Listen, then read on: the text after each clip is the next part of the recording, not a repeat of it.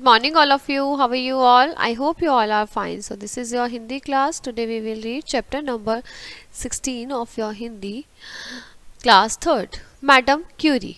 प्रस्तुत पाठ के माध्यम से यह बताने का प्रयत्न किया गया है कि अगर हमारी जो इच्छा शक्ति है दृढ़ हो तो उसके बल पे मनुष्य बाधाओं को चीरकर कहीं तक भी पहुंच सकता है। बच्चों, क्या तुम जानते हो रेडियम की खोज किसने की? क्या आपको पता है किसने की? Madam Curie.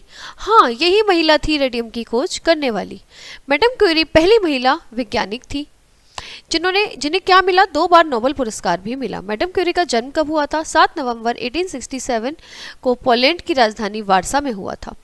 उनका बचपन का नाम मारिया स्क्लोदोवस्का था। पियरे क्यूरी नामक वैज्ञानिक से विवाह कर लेने के बाद वह मैडम क्यूरी के नाम से प्रसिद्ध हो गई।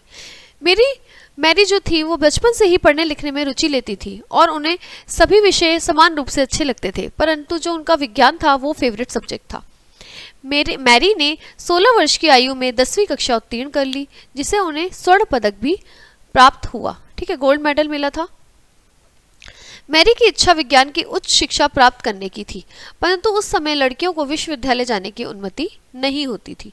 मैरी के माता पिता के पास इतना धन भी नहीं था कि वे उसे पढ़ने के लिए भेज सके। मैरी एक दृढ़ निश्चयी छात्रा थी। उन्होंने आया की नौकरी की और अपनी आवश्यकता अनुसार धन एकत्र किया। इतना उन्हें लगन थी। 3 साल बाद वे विज्ञान पढ़ने पेरिस चली गई। मैरी की बहन पेरिस में पढ़ती थी और उसकी सहायता से मैरी ने एक वकील के यहाँ जॉब ले ली और वहीं पर वह विज्ञान की पुस्तकें पढ़ती रहती थी। उनका विवाह भौतिक विज्ञानी पियरे क्यूरी से हुआ। दोनों पति पत्नी अपनी अनुसंधानशाला में दिन रात कार्यरत रहते थे। अनेक कठिनाइयों के बावजूद वे अपना अधिकतर धन अनुसंधान कार्य पर व्यय करते थे। ठीक है, रिसर्च वर्क में वो लगे रहते थे। प्राय उनके पास भोजन के लिए पर्याप्त धन भी नहीं बचता था। उनकी अनुसंधानशाला एक खाली पड़ा गोदाम थी। पियरे और मैडम क्यूरी ऐसे अनुसंधानशाला में लगे हुए थे जिससे रात के अंधकार में भी चमकदार किरणें निकलती हों। 4 वर्षों के अथक प्रयास के बाद उन्हें सफलता मिली और उन्होंने रेडियम का आविष्कार किया। इस आविष्कार से सारा संसार चकित रह गया। रेडियम के आविष्कार के लिए सन 1903 में पियरे और मैडम क्यूरी दोनों को संयुक्त रूप से भौतिक विज्ञान में फिर से उन्हें नोबेल पुरस्कार मिला।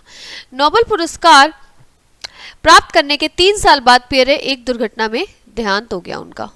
उनकी डेथ हो गई।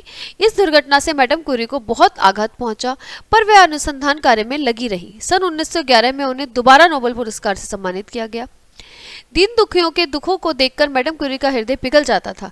प्रथम विश्व युद्ध में उन्होंने चिकित्सा का प्रबंध भी किया था स्वयं और घायलों की सेवा करती थी। रेडियम की चमक को लगातार देखने के कारण मैडम क्यूरी की आंखें खराब हो गईं और उनका स्वास्थ्य भी दिन पर दिन गिरने लगा था। आज रेडियम की सहायता से कैंसर का सफल उपचार किया जाता है, परंतु यह भाग्य की विडंबना है कि रेडियम का आविष्कार करने वाली इस महिला की मृत्यु 4 जुलाई 1934 को कैंसर से ही हुई थी। ठीक है, उन्होंने आविष्कार तो बहुत करा, पर उनका जो खुद थी वो खुद को नहीं बचा सकी। अब है कैंसर का उपचार, पर तब नहीं था जब उनकी उससे ही डेथ हो गई।